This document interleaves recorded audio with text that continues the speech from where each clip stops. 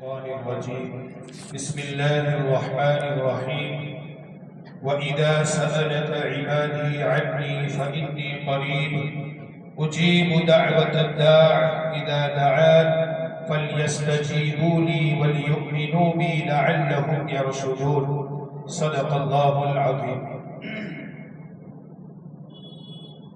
اللہ تعالیٰ نے پہلے روزے کی فرضیت کو بیان فرمایا، اس کے بعد رمضان کے مہینے کا تعارف کرایا، اس کے بعد کی آیت کے اندر اللہ تعالیٰ نے ایک مضمون کو بیان فرمایا جس کا تعلق دعا کے ساتھ ہے، مناجات کے ساتھ ہے۔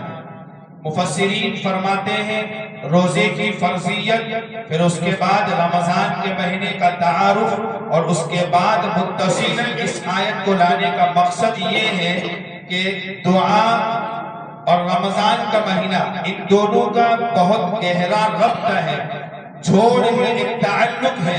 اس لیے اللہ تعالیٰ نے یہاں پر اس آیت کو بیان فرمایا۔ آیت کا مفہوم کیا ہے؟ اللہ تعالیٰ جناب رسول اللہ صلی اللہ علیہ وسلم سے ارشاد فرماتے ہیں وَإِذَا سَأَلَكَ عِبَادِي، جب میرے بندے تم سے آ کر یہ سوال کریں، یہ پوچھیں کہ میں کہاں ہوں، یعنی اللہ کہاں ہے، وَإِذَا سَأَلَكَ عِبَادِي عَنِّي، تو آپ کہہ دیجئے فَإِنِّي قَرِيب، میں تو بہت ہی زیادہ قریب ہوں اپنے بندوں سے۔ کتنا قریب ہوں کہ جب بھی کوئی دعا کرنے والا دعا کرتا ہے، اللہ کہہ رہے ہیں، کہہ نہیں رہے، نبی سے کہہ رہے ہیں اپنے امتیوں کو یہ بتائیے، میرے بندوں کو یہ پیغام سنائیے، جب بھی کوئی بندہ دعا کرتا ہے تو میں اس کی دعا کو سنتا بھی ہوں اور میں اس کی دعا کو قبول بھی کرتا ہوں۔ تو یہ دعا کرنا بہت بڑی عبادت ہے۔ میں نے شب برات میں بھی کہا تھا کہ دعا عبادت ہے، اور ہر عبادت کا طریقہ شریعت کے اندر متعین ہے۔ ہماری دعاؤں کا حال کیا ہے؟ بھاگتے بھاگتے آئے، ہاتھ ایسے مسلے، پنکھے گنے کتنے ہیں، صاف صفائی کتنی ہے۔ میں نے بزرگ کا قول بھی نقل کیا تھا کہ ہماری دعاؤں کا حال یہ ہے کہ گھڑی دیکھی، دو چار رٹے رٹائے الفاظ کہیں، اور پھر آخر میں یوں کہا اے اللہ میرا تو ٹائم ہو چکا ہے، تجھے دینا ہے تو دے ورنہ میں تو چل۔ یہ ہماری دعاؤں کا حال یہ ہے۔ دعا رب سے کانٹیکٹ ہوتا ہے۔ حدیث میں یوں فرمایا الدعاء مخ العبادہ، ساری عبادتوں کی جڑ دعا ہے۔ اس لیے ہم اپنی دعاؤں کے اندر سدھار پیدا کریں۔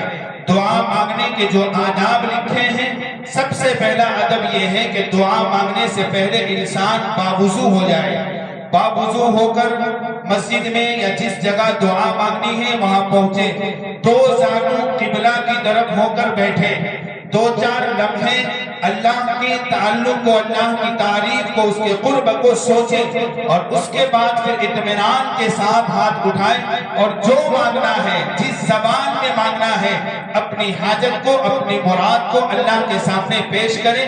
اللہ خود کہہ رہا ہے اذا دعان فلیستجیبوا لی، تم مانگتے ہو میں دیتا ہوں، میں سنتا ہوں، میں تم سے قریب ہوں۔ اس لیے بالکل دل کی حاضری کے ساتھ میں کیا مانگ رہا ہوں مجھے پتا ہو، کس سے مانگ رہا ہوں اس کا استحضار ہو، اور اس بات کا یقین ہو کہ میں اپنی جتنی ضروریات کا اللہ سے سوال کر رہا ہوں وہ اللہ میری ساری ضرورتوں کو میرے کہنے سے پہلے جانتا ہے اور اس کو پورے کرنے پر قادر ہے۔ اس استحضار کے ساتھ اگر دعائیں کی جائے گی تو ہماری دعاؤں کے اندر جان پیدا ہوگی، اور ہماری دعائیں قبول ہوگی، اور ہمارے کام آسان ہو جائیں گے۔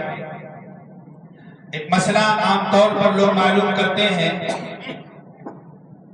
روزے کی حالت کے اندر اگر عورت کو ماہواری کا خون آ جائے تو شرعاً اس کا کیا حکم ہے؟ عام طور پر لوگ اس سلسلے کا سوال کرتے ہیں، اور بہت سارے لوگ شرما شرمی کے اندر سوال نہیں کرتے اور پتہ نہیں کیا عمل کر لیتے ہیں۔ اس لیے خلاصہ کر دیتا ہوں، اگر دن کی شروعات کے اندر ماہواری کا خون آ گیا، سحری کی روزے کی نیت کر لی اور آدھا دن گزرنے سے پہلے اگر ماہواری کا خون آ گیا، روزہ بہرحال فاسد ہو جائے گا۔ لیکن اس عورت کے لیے شریعت میں حکم یہ ہے کہ وہ دن بھر اگر کھانا پینا چاہے تو کھا پی سکتی ہے، لیکن کھلے عام میں چھپ کر کچن میں جا کر یا کوئی ایسی جگہ جا کر جہاں کوئی دیکھے نہ۔ دن کا تہائی حصہ گزر چکا ہے، 12-14 گھنٹے کا روزہ ہے، سمجھ لو 9 گھنٹے 10 گھنٹے گزر چکے ہیں، اس کے بعد اگر ماہواری کا خون آ جاتا ہے تو ایسی عورت کے لیے روزہ تو بہرحال ٹوٹ جائے گا، لیکن ایسی عورت کے لیے کھانے پینے سے رکنا، تشبہ بالصائم، روزے دار کی مشابہت اختیار کرنا واجب ہے۔ اس عورت کے لیے کھانا پینا جائز نہیں ہے۔ اسی طریقے سے کوئی عورت پہلے سے ایام میں چل رہی تھی اور پاکی کی حالت ہو گئی، صبح اس نے سحری کے وقت دیکھا کہ ابھی میری پاکی کی حالت ہوئی نہیں ہے اور اس نے روزہ نہ رکھنے کا ارادہ کر لیا، چونکہ روزہ جائز نہیں ہے۔ اب اچانک 9 بجے 10 بجے پاکی کی جو حالت ہوتی ہے وہ حالت ظاہر ہو گئی، تو یہ عورت کیا کرے؟